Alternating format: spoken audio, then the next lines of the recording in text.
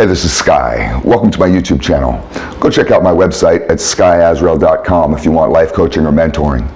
It's bright and early, daily discipline, mind, body, and soul. This is how we get through every day. It's Wednesday, hump day, middle of the week.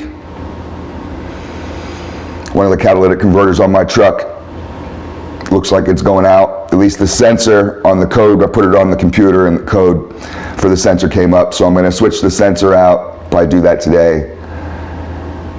But you know how it works. The catalytic converter is most likely gone. I went through this exact same thing on the other cat. My truck has 2 catalytic converters. So I'm just complaining to you because it's going to be expensive. So that's what I'll be doing later today, is switching out that sensor. There's a good chance I'll still have to switch out the catalytic converter. I was at the thrift store yesterday looking at books. We got a giant thrift store down the street from where I live. It used to be a grocery store, now it's a thrift store. I was looking through the book section, and they got kind of a crappy book selection, just like 2 little rows of it. Bullshit ass books nobody likes. But I always look through just in case, you never know. Be something good in there. I like books. And I kind of had my mind set. I don't know why.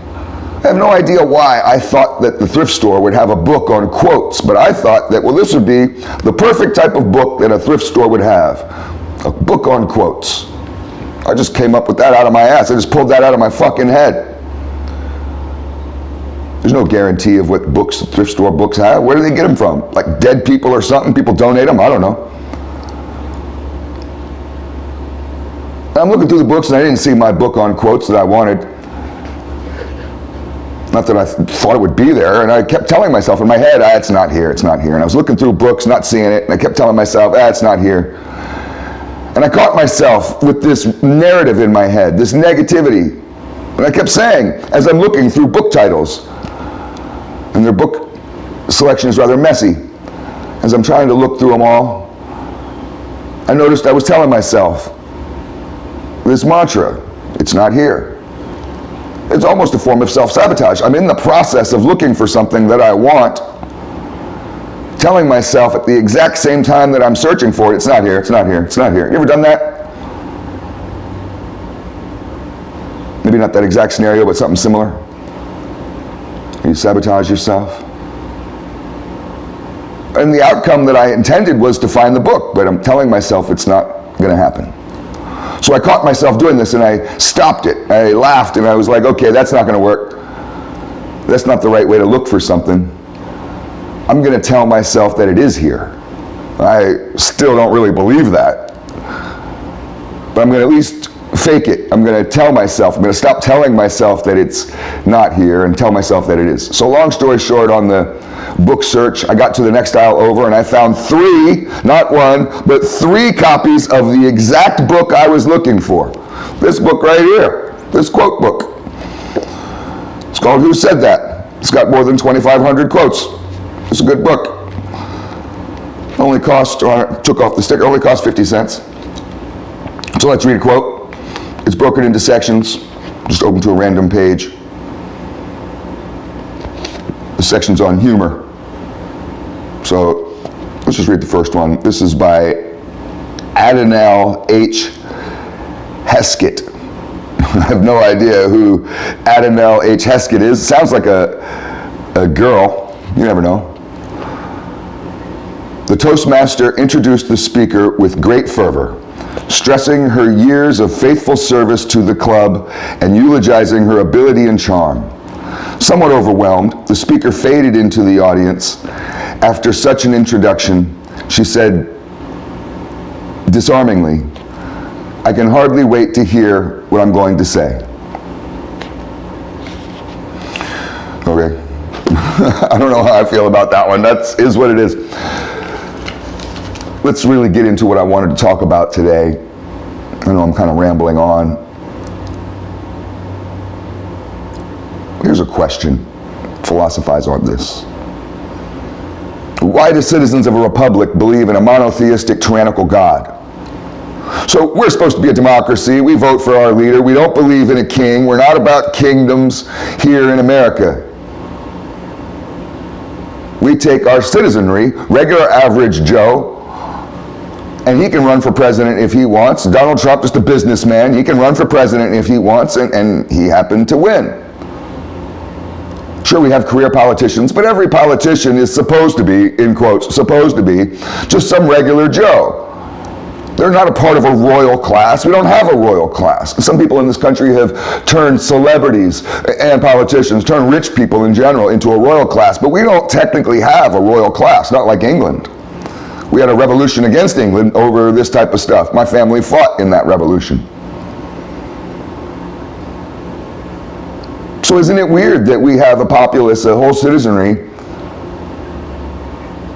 and we are very much a religious nation? The statistics show that there's more religious people than atheists. And we believe in this almighty king, King of Kings, Lord of Lords. God is like on some throne in the clouds, right? And he rules you, and he can kill you, and do whatever he wants, and you have to obey him. And bow down, you can't even look at him. You got to bow down and be like, oh. I mean, isn't it weird? Who came up with this crap? And why do we believe in it? Now, I can answer the first question. Who came up with it? People who lived under kings came up with it. So for thousands and thousands and thousands of years, all of humanity, everywhere on the planet Earth, even tribal societies, had kings, had rulers, one ruler. So when they created religion, and when faith was created, when spirituality was created, almost all religions start off with a god at the top, and then there's kind of like this hierarchical pyramid structure underneath it, with all of us down at the bottom. These lowly peasants. And we're like nothing compared to God. But it seems to go against everything that we believe in here in this country. We wouldn't dare set up our country that way. It would be absolutely offensive to even suggest that our president could have a king status. We would tar and feather him. If any president, I don't care who it is, decided they were king, we would bust down the White House, take them out, kill them, chop their head off, put their head on a stake out in the front yard. It would not happen in America. But yet most of you believe in this notion of some almighty ruler, this King of Kings. It's just weird. And you know what's also weird is how we've set up our society around this notion of a king. And we're a democracy, a republic, I think. Majority rule. And all of our authority structures, our whole system is set up kind of like the mob, set up in a similar way with this king idea. The mob is set up very much like a king. They call the leader of the family the Godfather. And he is the boss of bosses, the Don of Dons. What he says goes. And there's a pyramidal structure underneath him. Almost identical to the Bible. He has his little circle of confidants who are like his apostles, who are simultaneously employees, students, but also counsel. But you can take it further than the mob boss and the mafia. Look at the priests in your churches. You got your priest standing up there with his back against the wall and a couple goons next to him. He's got the whole room full of goons. They come along with their plate and take your money.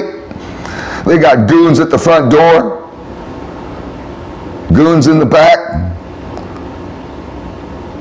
Everybody stands in front of them. When you go meet the Don, the Godfather, you got to come in, and kind of prostrate yourself. The same thing with the priest. You're all sitting in these pews on your knees. And he's standing up there, way up on top of a stage behind a pulpit, with his back up against the wall and his boys next to him. What the hell is up with all this shit? That's all I'm asking. You guys can be offended if you want. I'm just wondering what the hell is up with all this crap. Why do we set shit up this way? It's weird, isn't it? And you can take it further, look at judges. This is the thing that's really weird. Judges and priests are so fucking similar. Have you ever noticed that shit? The priests wear this weird black robe. It looks rather gothic and medieval. And the judge wears the exact fucking same black robe. Why? Why does a judge wear that damn black robe? And why does a judge sit way up high on that fucking bench? And why does a judge have goons next to him? He's sitting with his back to the wall and he's got his fucking boys there. And you gotta sit down there below him, kind of prostrate yourself. It's the same shit. We repeat this fucking shit over and over in our society, a society that's supposed to be a republic, a democracy, majority rule. It's just something to think about. Food for thought.